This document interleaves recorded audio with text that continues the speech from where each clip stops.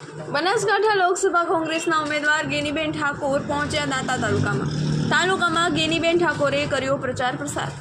ગેનીબેન ઠાકોરે પોતાના નિવેદનમાં લોકોને મામેરું ભરવા કરી અપીલ।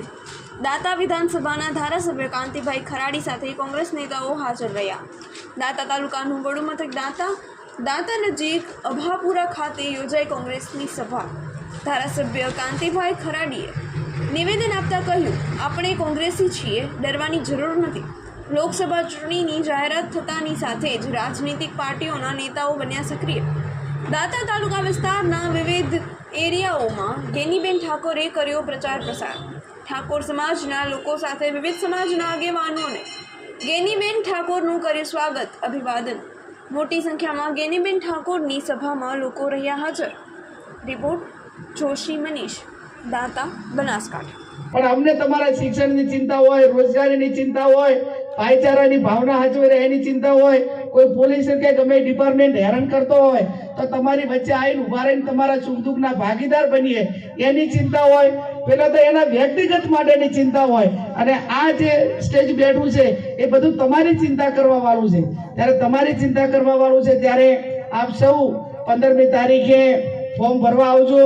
આમ તો જાહેર જીવનને તો 28 વર્ષ થઈ ગયા અને એક વખત મુકેશભાઈના પ્રચારમાં, કડવી સાહેબના પ્રચારમાં, મધુસૂદન મિસ્ત્રી સાહેબના પ્રચારમાં, નિશાબેનના ચૂંટણી પ્રચારમાં, બધાના જ પ્રચારમાં હું આ વિસ્તારની અંદર આવેલી છું।